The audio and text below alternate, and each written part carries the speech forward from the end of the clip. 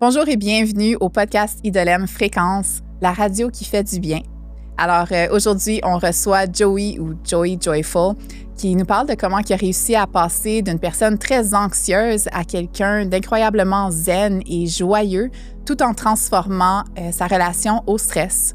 Et il nous parle aussi des 150 états égoïques, quelque chose de très intéressant qui nous aide à transformer la façon dont on gère les situations de tous les jours. Alors, si toi aussi, tu as envie de répondre différemment au stress dans ta vie, reste à l'écoute. Aujourd'hui, on vous amène dans une conversation qui pourrait bien transformer votre façon de voir les choses. On vous présente quelqu'un qui navigue autant dans l'urgence que dans le calme intérieur. Alors, hypnologue, professeur de méditation, guide en thermothérapie et répartiteur 911, Joseph, ou Joey Joyful de son nom d'artiste, est spécialisé en présence, joie incarnée et sécurité intérieure. Bienvenue, Joey. Salut! Heureuse de t'avoir ici avec nous aujourd'hui. Puis pour débuter, dans le fond, j'aimerais commencer avec une anecdote d'une des premières fois qu'on s'est rencontrés. Oui! Alors, c'était l'été passé, un gros événement Idolem, c'était le gros chaos. J'étais là, je prenais des photos, j'étais dans l'action tout le matin, puis là, c'est l'heure du dîner, j'arrive avec mon assiette, puis là, tout le monde est assis, puis là, je te vois, toi, assis à une table, ayant l'air toute zen. Fait que j'ai dit, je vais aller m'asseoir à côté de lui. On commence à jaser, puis une de mes collègues arrive en courant, en grosse panique, puis là, il se passe ci, puis ça, puis là, c'est le désastre, puis là, t'as pas beaucoup de temps, puis il faut que tu fasses ci. Fait que là, sa panique est comme venue dans mon corps, fait que là, je me dépêche à manger, puis j'arrive. Là, tu t'as mis ta main puis tu as fait comme prends donc 5 minutes pour manger tranquillement. Puis tout de suite, ce moment-là, ça m'a comme ramené dans le moment présent, ça m'a ramené dans mon corps, ça a descendu, tout le stress est parti. Puis j'ai réalisé, ben oui, je pourrais prendre 5 minutes pour juste manger tranquillement. Puis ça va faire que le reste de mon après-midi va tellement mieux aller si je prends ce moment-là que si je mange vite, puis là, mon système digestif va être dans le chaos aussi. Puis donc, oui, ça m'a beaucoup... Ça a eu un gros impact sur moi. Merci. Je suis un gros fan de toi depuis ce temps-là. Véro, depuis ce temps-là, est-ce que tu prends plus le temps de manger en calme? Je te dirais que c'est un challenge depuis longtemps, mais maintenant, quand ça arrive, je pense à toi. Oui, c'est ça. Je vais t'envoyer des pings réguliers pour être sûr. Prends ton temps, Véro. Ouais. Alors ça donne une belle introduction, dans le fond, à ce que tu fais puis ce que tu offres aux gens. Puis en étant répartiteur 911 à temps partiel, parle-nous un petit peu de comment tu fonctionnes, ça impacte les gens. Mais c'est vrai, j'ai l'impression de faire ça à temps partiel parce que je travaille 72 heures une semaine, puis la semaine d'après, j'ai congé. 72 heures, tu veux dire juste au 911? Oui, juste au 911. Wow. Je fais 3 chiffres de 12 heures dans une semaine, puis après ça, j'ai 7 jours de congé du 911. Donc, j'ai vraiment du temps pour cultiver cet espace intérieur puis bâtir le calme, le silence pour pouvoir m'en servir après quand je travaille dans l'urgence. Oui, parce que j'imagine qu'il faut tout le temps que tu restes dans un état calme. Tu sais, quelqu'un t'appelle en panique, toi, c'est toujours de te ramener, toi, d'abord, dans un état calme pour que la personne soit capable de rester posée dans une situation d'urgence. Oui, on veut être calme entre les appels. Dans l'appel, on ne veut pas être trop calme, on veut être présent pour pouvoir réagir puis répondre selon le besoin qui est là. Puis c'est de jouer avec les états de stress et de revenir au calme. Stress et revenir au calme. Parce que dans un appel d'urgence, on ne veut pas être calme. On veut vraiment gérer la situation puis offrir les ressources qui est nécessaire dans l'instant. Mais on veut être capable de revenir parce que souvent, ce qu'on oublie, c'est comment revenir au calme. Puis on devient à un niveau de stress comme baseline qui est plus élevé que qu'est-ce qu'on voudrait. Parce que ça doit t'amener dans un état d'adrénaline, j'imagine. Tu dois comme absorber un peu leur état. Bien, si on ne fait pas attention, on est tous un peu des empathiques, hypersensibles. Là, puis quand on se laisse traverser par les émotions de l'appel, ouais, ça peut être difficile. Puis les appels, ils ne terminent pas quand on raccroche. Pas pour notre système nerveux, en tout cas. Nous, on a fini l'appel. L'appel est terminé, il est transféré, les policiers s'en chargent, puis oui, on fait des suivis, mais notre système nerveux, il veut encore régler quelque chose qui, dans le fond, est passé. Donc, c'est comment faire pour fermer la boucle, et c'est ce que j'enseigne, c'est ce que je pratique. C'est pour ma propre survie que je veux l'enseigner essentiellement. Puis comment t'en es venu à être un prof de méditation, puis travailler pour le 911? Est-ce que c'est ton travail avec le 911 qui t'a fait intéresser à la méditation? Ou c'est l'autre qui vient t'aider dans ton C'est plus la méditation qui vient m'aider dans mon emploi actuel, parce que ça fait juste 3 ans et demi que je suis là. Mais la méditation, l'auto-hypnose, moi, ça a été une question de survie. Tu sais, Joey Joyful, comme je l'appelle. Ouais. C'est un personnage que j'ai créé pour m'aider à me débarrasser de la dépendance, me débarrasser. J'avais de la douleur chronique, j'avais de l'anxiété au quotidien. Puis c'était un cercle essentiellement qui se nourrissait. Tu sais, la douleur, la dépendance, l'anxiété, c'était tout. J'arrivais pas à consolider quoi que ce soit. Et Joey Joyful, quand je l'ai imaginé, mais j'ai projeté tout ce que je voulais devenir à l'intérieur de lui. Fait que moi, Joseph Frédéric Caz, baptisé, tout le monde m'appelle Joey. Je me suis dit, comment je veux me présenter ce Joey dans le monde? Je voulais le voir, mais conscient, je voulais le voir présent, je voulais le voir pas dépendant, donc libre de ses actions, de qu'est-ce qu'il met dans son corps. Fait que j'ai créé ce personnage-là que j'habitais, que je portais à chaque matin. Puis à un certain moment donné, après 9 mois, j'aime dire, j'ai donné naissance, puis je suis comme, je me suis réveillé, puis je me sentais comme Joey Joyful. Là, je me suis aperçu que j'avais plus besoin de faire de travail. Puis là, je voulais partager qu'est-ce que j'ai essentiellement mis en pratique pour moi-même. Puis quand tu parles de dépendance, c'était quoi, si c'est pas indiscret? De l'alcool, surtout. OK. Ouais, il y avait peut-être du cannabis exagéré aussi, mais c'était surtout l'alcool qui... Ouais. Je veux dire, c'était self-medication. Tu sais, Ouais. j'arrivais à calmer la douleur puis l'anxiété avec ça, mais ça finissait par en créer plus après.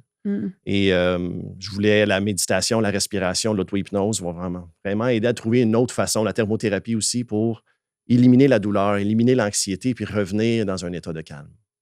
Puis ça a été quoi, mettons, la journée que tu as eu ce moment-là de te dire OK, c'est assez, il faut que je trouve une solution pour comme changer cette habitude, tu sais? Mais il y a eu... comme touché un fond, y est-il arrivé quelque chose de spécial? Je me trouvais pas mal incohérent parce que je guidais déjà des gens en hypnose. J'amenais déjà les gens vers leur liberté, puis moi, je ne l'avais pas moi-même. Fait qu'à un moment donné, c'était comme trop flagrant l'incohérence qu'il y avait entre les deux. Puis... tu voulais walk the talk. Ouais, je voulais vraiment walk the talk. C'est exactement ça. Fait que j'ai commencé à pratiquer vraiment au quotidien. C'était vrai, tu sais, c'est quelque chose de très simple, là, une respiration, une méditation ou auto-hypnose, puis un journal. Puis c'était ensemble, c'était vraiment pour voir ce que j'avais à l'intérieur de moi. C'est quoi mes pensées? C'est quoi mes croyances? Comment je veux me présenter? Et comment je me définissais? Toutes les « je suis » que j'avais à l'intérieur de moi. Parce que c'est ça notre auto-hypnose la plus grande. Puis, il y a plusieurs définitions de l'hypnose, mais de plus en plus, le consensus, c'est que c'est juste de l'auto-hypnose. Tout le monde s'auto-hypnotise eux-mêmes avec l'histoire qui se raconte. Et j'ai commencé à regarder l'histoire que je me racontais par rapport à moi-même. Intéressant. Ouais. Puis je voyais « je suis alcoolique ». Je le voyais, là. Il était écrit tout le temps dans mon esprit, dans mon journal, dans mon quotidien, dans ma tête. Puis je voulais plus avoir cette définition-là. Fait que je commençais... une béquille, ouais. Ouais, c'est une béquille, puis c'est une façon de se voir. Fait que je voulais voir comment je pouvais me présenter différemment. Fait que je suis devenu quelqu'un qui respecte ce qu'il met dans son corps. Puis pas juste le corps physique, le corps mental, émotionnel, spirituel. Oui, de qui tu t'entoures, ton espace, tes habitudes. Oui, exact. C'est comme s'ils disent souvent, là, on est le résultat des 5 personnes qui sont le plus proches de nous. Ouais, exact. Je suis content d'être ici. C'est avec des personnes comme ça que j'ai envie de... J'ai commencé à moduler un peu mon monde intérieur pour pouvoir refléter sur le monde extérieur. Puis là, avec tout le travail que tu as fait, est-ce que tu continues de pratiquer régulièrement? Ah, puis oui, le matin, oui, il y a la pratique assidue où est-ce qu'on s'assoit, mais c'est vraiment plus aujourd'hui incarné durant la journée. Parce que des fois, moi, j'étais victime de ça. Je pratiquais le matin, je cochais la boîte, c'était fait, je le tassais. Le restant de la journée. C'était 5-10 minutes ou c'était plus comme 30 minutes, 1 heure? Tu sais, c'est quoi? Ça pouvait être autant 5-10 minutes qu'1 heure. Quand je m'adonnais vraiment à ma pratique, c'était quasiment 2 heures de temps. Puis c'était pas soutenable tout le temps, pas avec l'horaire que j'avais. Père de famille, travail, quotidien. Il y avait vraiment beaucoup de choses qui se passaient. Puis c'est pour ça que j'ai cherché comment faire pour l'intégrer dans mon quotidien. Et la manière que je l'avais fait, c'était à chaque fois, j'étais souvent en auto, aller travailler, les clients, etc. Puis je me disais, à chaque fois que j'arrivais quelque part, fais juste prendre un moment pour respirer, 5 souffles. Fait que là, ça venait dans mon quotidien. Chaque fois que je traversais un cadre de porte, je cognais sur le cadre de porte, puis je me disais... Dans le fond, t'es OCD. Un peu, oui. C'est créer une nouvelle dépendance. Oui, c'est ça. Mais des fois, on dit ça, on fait juste transférer une dépendance. Mais non. Fait que je l'envoie vers dans quelque chose qui t'aide. C'est une dépendance positive, une dépendance qui emmène la santé. Mais ça peut être un ancrage aussi. Oui, c'est ça, un ancrage. Puis, comme tu dis, ça dépend c'est quoi la définition qu'on y donne. Mais oui. Ouais. Fait que si on change un mot dépendance pour ancrage positif, ben c'est ça devient quelque chose de plus positif dans notre quotidien. Puis, qu'est-ce que tu vois au quotidien que les gens ne réalisent pas sur le stress humain? Bien, le stress, on le démonise. Tu sais, on dit que c'est pas bon, c'est dangereux le stress, mais on ne peut pas sauver les enfants avec un char qui s'en vient en avant, à moins qu'on soit stressé. Tu sais, le stress a son utilité. Et notre instinct de survie dépend du stress pour pouvoir nous garder en vie. Ce qui est dangereux, c'est le stress chronique. Exact. Donc, est-ce qu'on s'aperçoit qu'on est dans un état de stress chronique? Et si on s'en aperçoit, qu'est-ce qu'on fait pour revenir dans le baseline? Puis essentiellement, moi, la manière que je le vois, c'est comme si on nourrissait une base de calme à l'intérieur de soi, une banque, puis ça va toujours se multiplier. Puis chaque fois qu'on est stressé puis on n'arrive plus à lâcher, mais je peux-tu puiser dans ma banque de calme? Je peux-tu juste aller chercher un ancrage? On devrait tellement l'enseigner aux enfants à l'école. Ouais. Tu sais, comment reconnaître qu'on est justement trop enlisé dans ce stress chronique-là, puis c'est quoi la boîte à outils à utiliser quand on s'en rend compte avant qu'il soit trop tard? Tu sais? Ouais, définitif. Puis j'ai l'impression que les enfants, c'est plus naturel que nous. Puis nous, on leur enseigne comment être stressé avec la façon que nous, on vit. Fait que, tu sais, la meilleure manière qu'on peut enseigner aux enfants, c'est de le faire nous-mêmes. Surtout quand on est entouré d'enfants. Mais ce serait intéressant, justement, de l'enseigner aux enfants parce que la plupart des parents n'ont pas ces outils-là. Donc, ils ne peuvent pas l'enseigner à leurs enfants. Mais non, c'est ça. Un parent déjà overwhelmed, que tu es comme, let's go, je vais être en retard, vite, mets tes souliers. Prends pas nécessairement le temps de faire, OK, si ma présence est stable et rassurante, l'enfant va lui aussi se calmer. Ah non, tu fais pas ça? C'est de la merde. C'est tellement facile à dire. Ouais, dans le moment, le stress, il nous emporte. Puis on a l'impression qu'on va mourir. On a tout le temps l'impression que c'est la pire des choses. Comment prendre juste un souffle, distancer, j'observe ce stress qui monte en moi. Puis quand on se détache, on arrive à agir sur ce qu'on regarde. On a plus de clarté sur la situation aussi, fait qu'on peut prendre des meilleures décisions dans le moment. Oui, exact.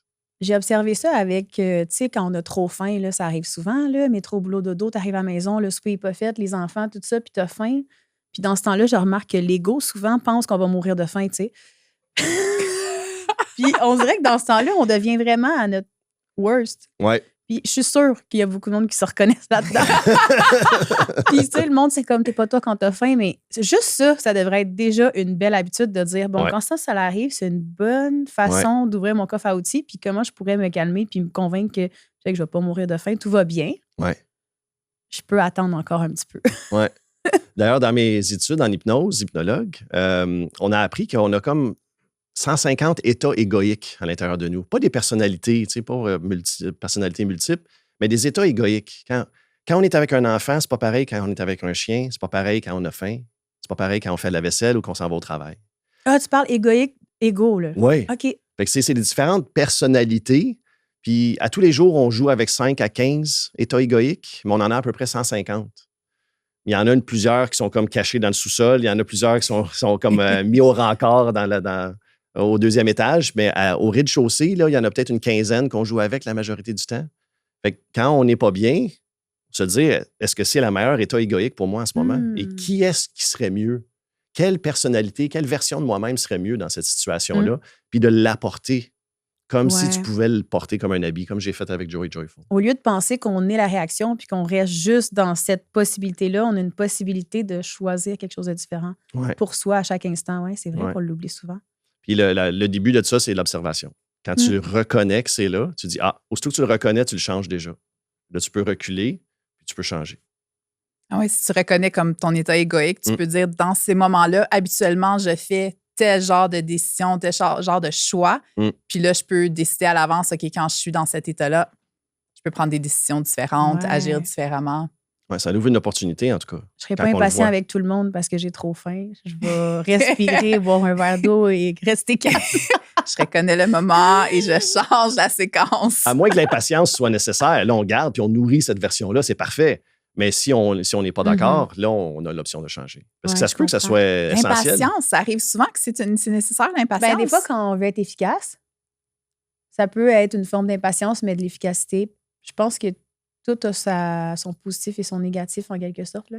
Ça peut toujours être une force ou une faiblesse, tout dépendant de la situation. Oui. J'imagine. Selon la perception qu'on y donne. Oui. Perception et le nom. Moi, quand j'ai envie de pipi, je suis impatient de trouver une salle de bain, puis c'est important que je sois pas calme dans ce moment-là. Puis, mettons, comment quelqu'un qui veut reconnaître qu'il est en mode urgence ou justement dans cet état de réaction, chronique ou en permanence, ou du moins commencer à s'observer, comment ils peuvent faire? Comme ce serait quoi le premier step? Bien, c'est beaucoup à travers le corps. C'est beaucoup les réactions, que ce soit la crispation des muscles, justement de l'impatience. La respiration est souvent dans la poitrine, par la bouche. On a de la misère à tenir en place. On voit juste ce qu'on regarde. Fait que, tu sais, c'est le système nerveux sympathique quand il est activé. On a pas mal tous les mêmes symptômes. Puis essentiellement, quand on n'est pas bien, quand on ne sait pas comment le définir, mais on sent que, il semble que je file pas, j'ai envie de bouger, je ne suis pas correct, il y a quelque chose qui manque. Puis c'est vraiment de prendre le temps puis d'observer c'est quoi ces symptômes-là. Généralement, on fait juste relâcher les muscles, on fixe un peu, on s'ouvre plan large, là, on permet au périphérique de rentrer, on relâche la mâchoire, la langue. C'est juste l'exercice, là, la langue est quasiment toujours sur le palais, quasiment toujours collée sur le palais. Ouais. Ça fait comme un circuit fermé dans l'électricité, ça reste l'électricité, la pensée dans la tête. Laisse la langue tomber dans le fond de la bouche. Essayez-le. Fait qu'on fait l'inverse Ouais. physiquement Ouais. des symptômes qu'on ressent quand on est stressé. Ouais.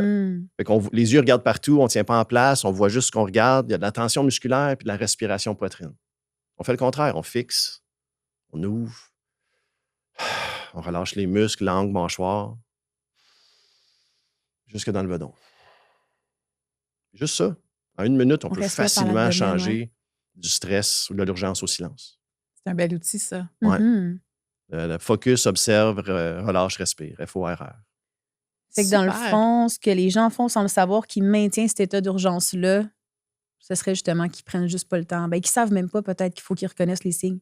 Ouais. Ouais. Puis il y a une partie à l'intérieur de toi qui est essentielle de rester dans cet état-là parce qu'on a l'impression qu'on va mourir de faim, que tout va lâcher, on est les seuls responsables.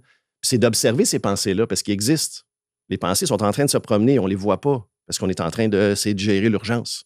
Si on prend un moment pour relâcher, on observe les pensées, on se rassure nous-mêmes, ben non, tout va bien, c'est correct, on va y arriver. Je suis en sécurité. On dit les phrases.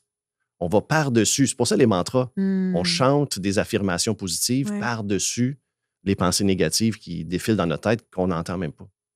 C'est là qu'on commence justement à arrêter de dépendre de l'extérieur puis qu'on se auto... Ouais. C'est toujours de l'auto-hypnose. Ça vient toujours de l'intérieur. Peu importe ce qui se passe à l'extérieur, on pense justement aux soldats, les Marines, les Navy SEALs et tout ça. Les pires situations sont en train de se passer. Il y a des littérales bombes et balles. Les autres sont là. Parce qu'ils font des respirations cubes. 4, 4, 4, 4. Ils focus sur la mission. Ils reviennent à la respiration abdominale. Ils font exactement ce que je vous ai parlé, là. L'armée le font. Je ne savais pas. Ouais. C'est donc bien intéressant. Comment ça, tu sais ça? Ouais, Genre, je quel t'inquiète, moi, genre je trouvais de que recherche tu fais? t'avais de l'air prêt à me tirer, là. Ouais, hein? Ben, J'ai vu ton focus. J'écoute beaucoup de podcasts. J'aime beaucoup l'information. Puis, j'aime pas utiliser les choses juste parce que quelqu'un me le dit. Donc, je vais tout le temps aller voir d'où est-ce que ça vient, c'est quoi l'information, c'est quoi la science. Autant que je suis hyper spirituel, je suis hyper rationnel. Donc, je veux comprendre le pourquoi avant de me laisser partir à l'intérieur de cette pratique-là. Puis avec tous les outils que tu as acquis à travers les années et tout le travail que tu as fait, comment est-ce que tu as vu que ta vie a changé? Plus de présence. Ça fait combien de temps, excuse-moi, que tu pratiques tout ça? L'auto-hypnose, méditation, j'ai commencé, je pense que j'ai commencé à l'avoir, ça doit faire une bonne 30aine d'années. OK. Que j'ai commencé à explorer la méditation et la respiration. L'auto-hypnose, ça fait peut-être 14 ans. OK, fait quand même, c'est genre, mettons la question sur 15 ans à peu près. Oui, sur 15 ans. Puis aujourd'hui, moi, je dirais, tu sais, Joey Joyful, ça fait 10 ans qu'il existe. Il va à ma fête cette année, là, ça va faire 10 ans. Bonne fête. Merci. Donc, ça fait longtemps que c'est là. Avant, c'était des affirmations positives avec du journal. Puis il y avait un peu de méditation, puis de respiration, mais pas tant, pas très assidu. Ça a été journal, affirmation au départ. Puis je dirais que c'est tous mes problèmes qui m'ont apporté vers ces solutions-là. C'est souvent ça. Puis les problèmes, moi, j'ai changé même ma perspective dessus. C'est pas des problèmes, c'est des solutions que ton système nerveux a trouvées. Puis d'arrêter de s'en vouloir pour être devenu la personne qu'on devait devenir en vue de survivre. Répète-t-on ça? Se pardonner Ouais. de qui on a senti le besoin de devenir pour pouvoir survivre. Et les actions qui venaient avec cette personnalité-là. Ouais. Il y a déjà quelqu'un qui me dit, tu peux pas t'en vouloir pour une décision que tu as prise au moment où tu l'as prise parce qu'à ce moment-là, tu pensais que c'était la meilleure. Fait que... Puis on n'avait pas les capacités pour faire autre On chose. n'avait pas les mêmes outils, ouais. Ça La fait même du mieux que tu expérience. pouvais dans le C'est moment. ça, exact. Si on avait pu faire autre chose, on l'aurait fait. Mm. Fait que regarder dans le passé, aujourd'hui, on s'en veut parce qu'aujourd'hui, on est capable, on est l'autre bord, on a appris. Puis on dit, j'aurais dû faire différent, mais on n'aurait pas pu. On passe beaucoup de temps à s'en vouloir pour beaucoup de choses. Puis c'est une énergie tellement lourde et négative qui nous amène nulle part. Non. On apprend nos leçons puis on passe à autre chose. Ouais. Tant qu'on apprend. Tant qu'on apprend. Ouais. Fait que là, on va faire une petite séquence. Mais... OK, vas-y. Des rapid fire. Des rapid fire! Comment qu'on a appelé ça? Fréquence Parce en que accéléré. J'aurais aimé ça qu'on parle de son outil signature. Oui, c'est après. Ah, OK. C'est après. Sorry, on est trop organisés. Ah, c'est parfait. J'aime ça. Moi, j'adore les structures. Moi, je dis aujourd'hui que Joseph Frédéric Caz, c'est la structure, le carré de sable, pour que Joey Joyful puisse jouer dedans. C'est vrai que Joey Joyful, ça fait très enfant intérieur. Ouais. Vas-y, Véro. Mes questions sont là-bas. Ça va super bien. Une habitude. Je sais pas c'est lequel paquet, là. Oui, c'est celle-là, je pense. Je pense que oui. Non. Oui. That's it. Oh yeah. On va l'avoir. Je me prépare, je vais Véro humecter. m'a écrit toutes mes petites cartes. Elle est trop. Super fine. Mais hein? Elle est super attentionnée, Véro. Oui. Véro était plus stressée que Caro. Ah ouais? À propos du moi, podcast. Ah ouais. Oui, ben oui, elle en a fait. Moi, on dirait, Ouais, je me dis, je vais vivre le stress un peu avant, ça va me donner mon kick pour être bonne, Ouais. puis je vais gérer. Ben après, c'est rien qu'une conversation avec des lumières et des caméras. Oui. Moi, on dirait, je reviens tout le temps à me dire, je suis l'instrument. Ouais. Si je suis rendue là, c'est parce qu'il faut que je le fasse. C'est ça. Fait que je vais le faire. Ben, moi, depuis la dernière année, c'est Surrender to God. C'est fou à quel point que j'ai jamais été vraiment très Dieu. Mais tu sais, la source nature, je sortais d'autres mots, là. Puis de plus en plus que j'écoute David Hawkins, Power versus Force, puis à la fin de vie, puis plus les lectures j'écoute, c'est tout surrender.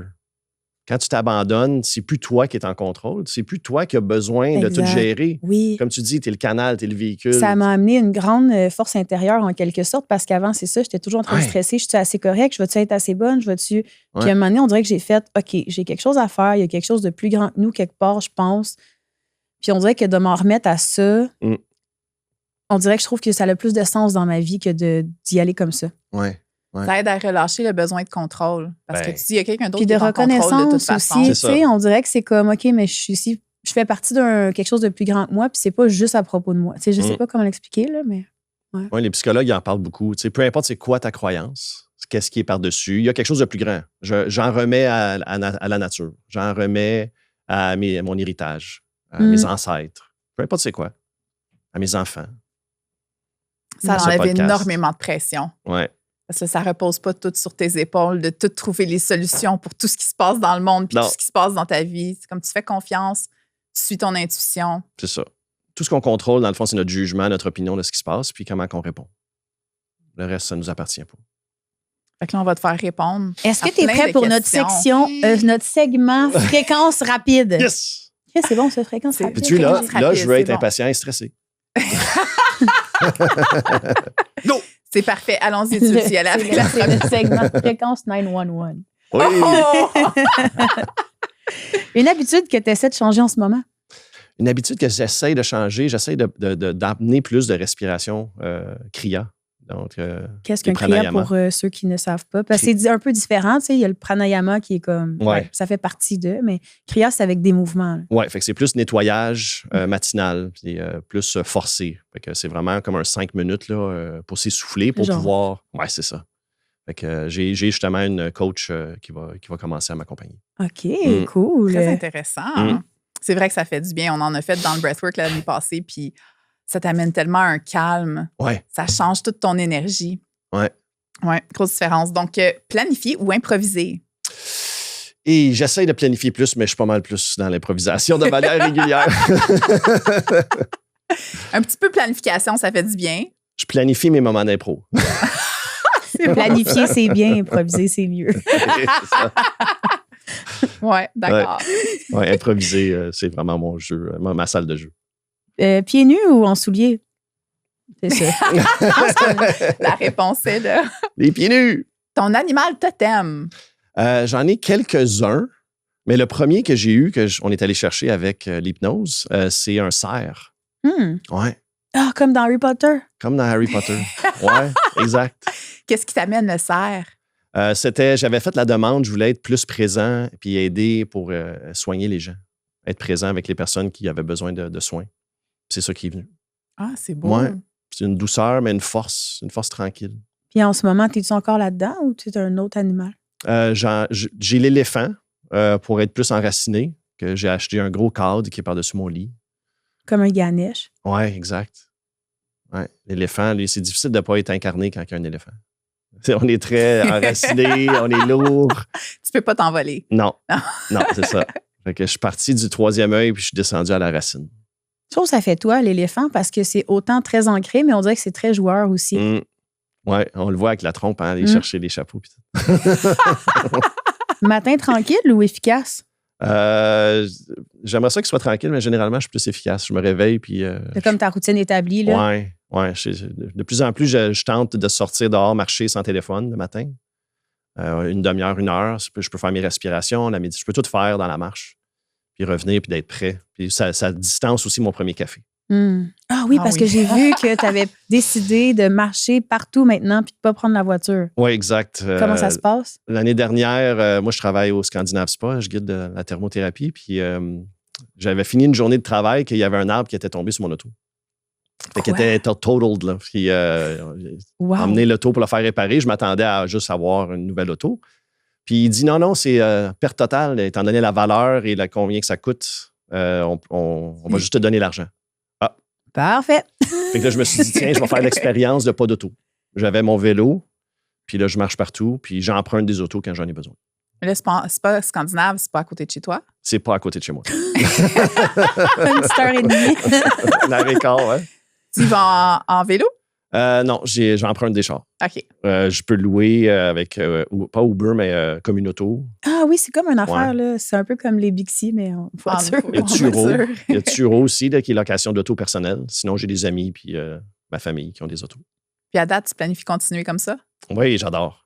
Moi, je me suis dit, la prochaine auto qui va venir vers moi, ça va être ma compagnie qui va l'acheter. C'est ça pour moi. Oh, très intéressant. J'aurais plus d'auto à mon nom.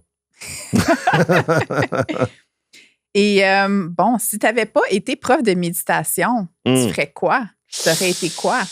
Ah, boy, à un moment donné, je voulais aller dans des travaux, des jobs très officiels, notaire, avocat, médecin. Il y a une période de ma vie que je voulais vraiment aller poursuivre des longues études. Pourquoi? Je sais pas. J'ai toujours adoré apprendre. J'ai toujours adoré. J'ai de la facilité à apprendre. J'ai la facilité à comme placer l'information puis y accéder après. Je pense pas que j'ai une mémoire photographique, mais presque. Là. Quand ça m'intéresse, ça rentre. Puis sinon, j'oublie complètement. Mais quand ça m'intéresse, je le mets, il est stocké, archivé. Fait que je regardais les emplois qui prenaient beaucoup d'études. Ah, c'est logique. Ouais. Est-ce que tu gardes ça pas comme plan B si jamais... Non! Comme plan B, je vais aller étudier en médecine, pourquoi pas? Juste un petit job, là. Juste pour le fun dans mon temps libre. Forêt ou plage? Ça, c'était comme mon lien avec évasion. Forêt pour moi. J'ai beaucoup plus forêt. Hein? Ouais, beaucoup plus forêt. J'aime les lacs. J'aime J'aime la mousse. J'aime tous les animaux de la forêt. J'adore le son de la plage, mais si j'ai à choisir, là, toujours la forêt. Puis, dernière petite question pour notre segment. Livre, podcast ou sujet qui te fascine en ce moment? Attends, j'avais pas fait le petit signature. Dernière question du segment de rapide. OK. Questions rapides. Ouais. Vas-y. Livre, segment. En ce moment, c'est beaucoup David Hawkins. David Hawkins, Power vs. Force. Il a écrit énormément de livres, puis c'est la kinésiologie appliquée. Fait que le muscle qui est fort ou qui est faible selon la vérité ou le mensonge. Puis, lui, il était très scientifique, il était psychiatre. Puis, il a découvert la kinésiologie appliquée. Il a commencé à cartographier la conscience, de la culpabilité jusqu'à l'illumination. Puis, à partir du courage, c'est là que ton muscle il reste fort. Puis, à travers ça, il a trouvé plein de vérités, il a trouvé Dieu, il s'est libéré de plein de problématiques. Puis là, je réécoute tout ce que je peux dans sa voix à lui. Parce qu'en fin de vie, il était rendu tellement, il n'y a plus de problème, que je suis en train de ressentir ce qu'il ressentait, comme si je me canalisais sur sa fréquence, juste en l'écoutant parler quand il était en fin de vie. Puis c'était des conférences, puis fait que j'écoute ses livres audio. Fait que c'est dans les trois, là. C'est des podcasts de lui, des livres de lui. Puis... Mais il paraît que justement, un maître va transmettre les connaissances plus à travers la fréquence que par les paroles qui sortent. Oui, oui. Puis d'ailleurs, j'écoutais ce matin The Eye of the Eye, qui est dans ses derniers ouvrages. Puis il parlait à la fin comme quoi que utiliser notre ressenti pour la vérité de ce qui est devant nous. Parce qu'on va devenir faible quand il y a quelque chose qui est faux. Puis on va devenir fort, puis enjoué, puis enthousiaste quand quelque chose va être vrai. D'ailleurs, enthousiaste, ça veut dire avoir Dieu à l'intérieur. En tout, oui. Ouais, entheo. Théo, c'est le préfixe pour Dieu. Donc, entheo, c'est Dieu en toi. Quand on est enthousiaste, on a Dieu qui nous traverse. Puis quand on le sent, quand quelque chose est vrai, puis revenir régulièrement à notre ressenti. Ah, je vais le faire, mais ça. Non, on le sait très bien que c'est pas la bonne chose à faire. C'est drôle, je pensais à ça cette semaine, puis je me disais justement, je trouve qu'en général, l'humanité, on a la fâcheuse habitude de se poser une question puis d'y répondre avec notre tête, quand dans le fond, on devrait le ressentir. Mais pourquoi on ne prend pas le temps de le ressentir? Souvent, c'est parce je pense qu'inconsciemment, on se dit qu'on n'a pas le temps parce que c'est trop long. Parce que ça prend un petit peu plus de temps de ressentir que de se dire je prends une pensée puis c'est celle-là. Tu sais. Ouais. Le casteur, Caro, quand on va se voir, on va dire comment ça va? Je vais prendre le temps de le feeler. This is how it feels. Let me feel it. Ah, ça va.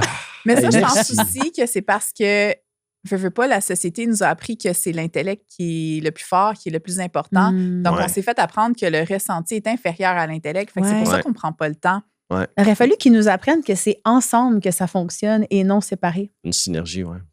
Oui, mais qu'à la base, quand tu suis ce que tu ressens, tu peux pas te tromper. En tout cas, moi, ma vie a changé depuis que je me suis mis à suivre ça. Ouais. Des fois, tu dis oui à des choses que ta tête n'aurait pas dit oui, mais finalement, tu suis ton intuition, puis c'est là que tout se passe. Il faut mettre le mental au service du cœur. Tu sais, c'est comme un coup que ton cœur a choisi, là, je pense que tu peux utiliser le mental pour établir le plan d'action, mettons, mais pas le contraire. Ouais. Je suis bien d'accord. Exactement. Oui, parce que ce qu'on pense, ce qu'on croit, ça peut toujours être faux.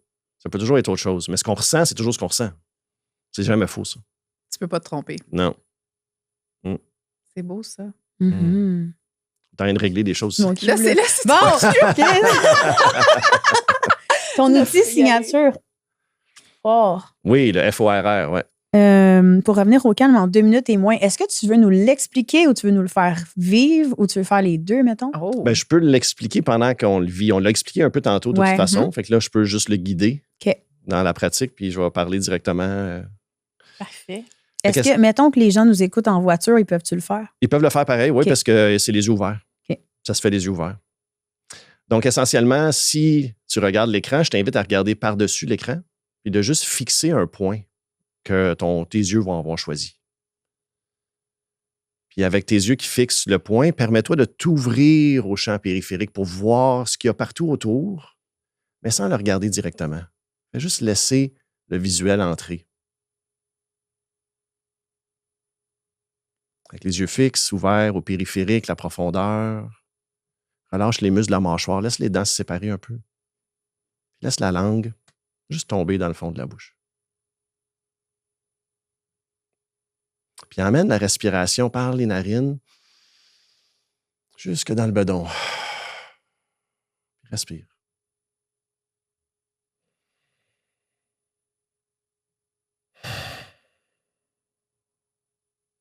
C'est vraiment rien que ça. Tu pourrais continuer en expirant, ferme les yeux, en inspirant, ouvre les yeux, faire de la fractionnation qu'on appelle en hypnose. Puis de laisser sortir quelque chose avec l'expire que tu as envie de te débarrasser. Ça a peut-être une couleur, ça a peut-être une texture. Puis à l'inspiration, laisse rentrer la lumière, laisse rentrer le calme, laisse rentrer la présence. Peu importe quelle couleur ou texture que c'est pour toi. Puis reste là. Ici. maintenant. C'est intéressant, les yeux ouverts et fermés à l'inspire-expire. On dirait qu'on se berce, je trouve. Ouais. C'est hot. Ouais. Puis à un certain moment donné, ça devient lourd, fait qu'on peut juste garder les yeux fermés, puis on pourrait juste partir en méditation à partir de là. Souvent, je commence les méditations comme ça. Bonne idée. Ouais.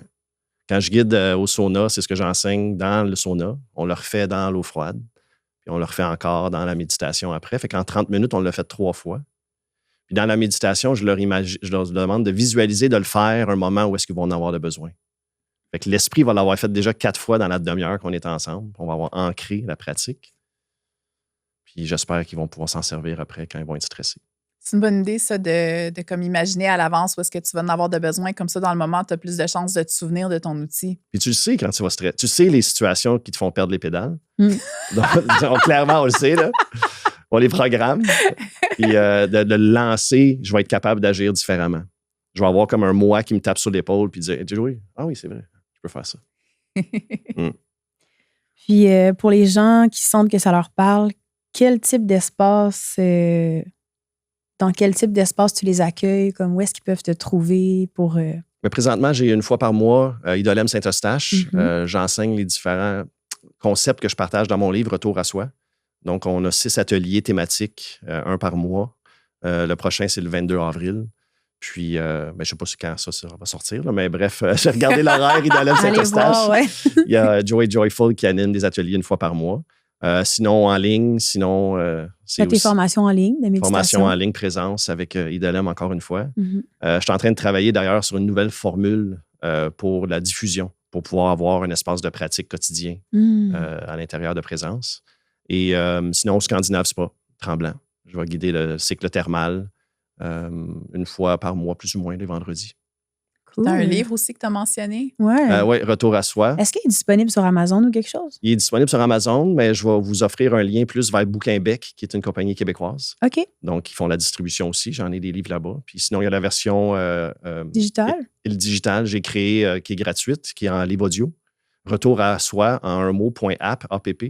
Et le livre audio est gratuit avec les pratiques guidées dans l'application mobile. C'est toi qui l'as c'est moi qui l'ai vibe-codé. Nice! Je m'amuse beaucoup avec le IA. C'est comme mon adjoint virtuel. Puis j'ai créé une application mobile avec le IA pour partager ce que j'enseigne. Là, ce que j'ai cru voir, puis là, peut-être que je me trompe, mais as-tu aussi un podcast avec 911 dedans? Ouais, hors urgence, ça s'appelle. Hors urgence. Ouais, hors urgence. De l'urgence au silence. Essentiellement, chaque mois, il y a une thématique différente. Il y a un invité par mois, puis sinon, c'est des pratiques. C'est un épisode solo où est-ce que c'est moi qui parle, une pratique de méditation ou d'auto-hypnose, puis à la fin du mois, c'est une masterclass qui vient enseigner ce qu'on a parlé, la thématique du mois. J'adore. Oh, intéressant. Ouais. Avec des différents invités qui sont spécialistes dans leur domaine. Toujours en lien avec sortir du mode urgence, sympathique vers le parasympathique. Et que merci, Joey, pour ta présence. Pour les autres, restez à l'affût. Pour nos prochains épisodes, on vous amène rencontrer la grande famille Idolem. Donc, vous allez pouvoir parler avec nous autant de discipline, de tradition, de yoga nidra, encore une fois, de gestion du stress, peut-être même rencontrer des invités quand même assez drôles et intéressants, autant qu'experts. Donc, à bientôt tout le monde. Merci d'avoir été là.